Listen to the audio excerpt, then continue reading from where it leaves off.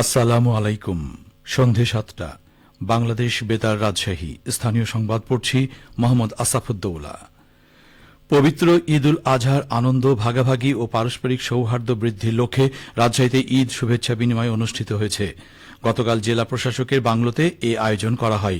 অনুষ্ঠানে অতিথিদের স্বাগত জানান বিভাগীয় কমিশনার ড আ ন ম বজলুর রশিদ এবং জেলা প্রশাসক কাজী শহীদুল ইসলাম। অনুষ্ঠানের শুভেচ্ছা বক্তব্যে ভূমিমন্ত্রী মিজানুর রহমান মিনু বলেন, ঈদ আমাদের সব ভেদাভেদ ভুলে এক সুতোয় বাঁধার সুযোগ করে দেয়। তিনি রাজ্যের মানুষের কল্যাণে সকলকে একযোগে কাজ করার আহ্বান জানান। সংসদ সদস্য অ্যাডভোকেট শফিকুল হক মিলন বলেন, ঈদ উল আজহা আমাদের ত্যাগ ও পারস্পরিক সহমর্মিতা শিক্ষা দেয়। রাজশাহীর সর্বস্তরের মানুষের মাঝে এই আনন্দ বার্তা ছড়িয়ে দিতে প্রশাসন ও জনপ্রতিনিধিরা একসঙ্গে কাজ করবে। অনুষ্ঠানে আরও উপস্থিত ছিলেন রাজশাহী ৫ আসনের সংসদ সদস্য অধ্যাপক নজরুল ইসলাম, জেলা পরিষদের প্রশাসক বীর মুক্তিযোদ্ধা অ্যাডভোকেট এরশাদ আলী ঈশা, পুলিশ সুপার মোহাম্মদ নাইমুল হাসান, সরকারি কর্মকর্তা ও বিভিন্ন শ্রেণী পেশার মানুষ। রাজশাহী মহানগরীতে কোরবানির বর্জ্য নির্ধারিত সময়ের আগেই অপসারণ করেছে রাজশাহী সিটি কর্পোরেশন রাসিক। পবিত্র ঈদ উল আজহার দ্রুততম সময়ের মধ্যে কোরবানির বর্জ্য অপসারণ করে নগরী পরিচ্ছন্ন রাখার ঘোষণা দিয়েছিলেন রাসিক প্রশাসক মোহাম্মদ মাহফুজুর রহমান রিটন। প্রধানমন্ত্রী তারেক রহমানের অনুশাসন এবং পূর্ব ঘোষিত প্রতিশ্রুতি বাস্তবায়নে ঈদের দিনেই মাঠে নামে প্রশাসক মাহফুজুর রহমান রিটন। রাসিক প্রশাসকের ঘোষণা ছিল ৬ থেকে ৮ ঘণ্টার মধ্যে পরিচ্ছন্ন হবে রাজশাহী। নির্ধারিত সময়ের আগেই সেই প্রতিশ্রুতি রক্ষা করেছে রাসিক। ঈদের দিন দুপুর ১২টা থেকে ৩০টি ওয়ার্ডে একযোগে কোরবানি বর্জ্য অপসারণ কার্যক্রম শুরু হয়। প্রথমে দুপুরে ওয়ার্ড পর্যায়ে এবং বিকেলে বুলনপুর এসটিএস, রুয়েট সংলগ্ন এসটিএস, রাবি এসটিএস সহ বিভিন্ন স্থানে বর্জ্য অপসারণ কার্যক্রম পরিদর্শন করেন রাসিক প্রশাসক। রাসিক প্রশাসকের গতিশীল নেতৃত্বে ১,২৭০ জন পরিচ্ছন্ন কর্মীর নিরলস প্রচেষ্টায় নগরীর প্রতিটি ওয়ার্ডে দ্রুততার সঙ্গে বর্জ্য অপসারণ কার্যক্রম পরিচালিত হয়। নগরীকে দুর্গন্ধমুক্ত ও স্বাস্থ্যসম্মত রাখতে কোরবানি বর্জ্য অপসারণের পাশাপাশি পর্যাপ্ত পরিমাণ ব্লিচিং পাউডার ও জীবাণুনাশক ছিটানো হয়। এ কাজে প্রয়োজনীয় যানবাহন, সরঞ্জাম ও জনবল সার্বক্ষণিকভাবে নিয়োজিত ছিল। এ অর্জনে নগরবাসী, পরিচ্ছন্ন কর্মী ও সংশ্লিষ্ট সকলকে আন্তরিক ধন্যবাদ জানিয়েছেন রাসিক প্রশাসক মোহাম্মদ মাহফুজুর রহমান রিটন।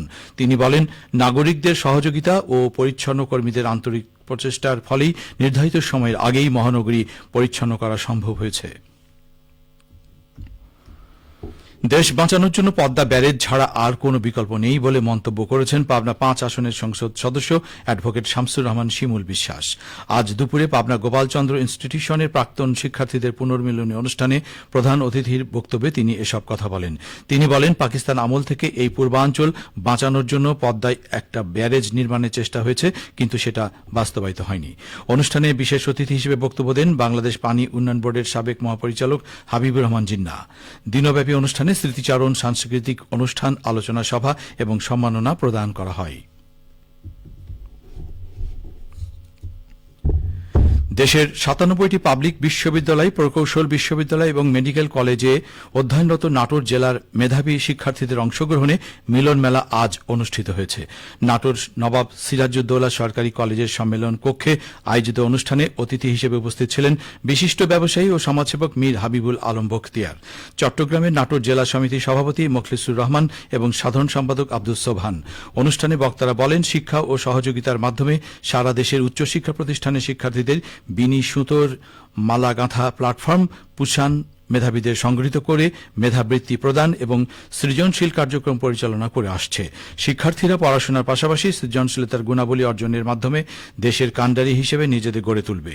শিক্ষার্থীরাই দেশকে সমৃদ্ধির পথে এগিয়ে নিয়ে যাবে। সবশেষে আবহাওয়া। আজ রাজশাহীতে সর্বোচ্চ তাপমাত্রা ছিল ৩৪.৪ ডিগ্রি এবং সর্বনিম্ন ২৬ ডিগ্রি সেলসিয়াস। সন্ধে ৬টায় বাতাসে আপেক্ষিক আর্দ্রতার পরিমাণ ছিল ৯১%। রাজশাহী ও পার্শ্ববর্তী এলাকায় আগামীকাল সূর্যোদয় ভোর ৫টা ১৭ মিনিটে। সংবাদ শেষ হল। আমাদের পরবর্তী স্থানীয় সংবাদ প্রচারিত হবে আগামীকাল সকাল ৮টা ১০ মিনিটে।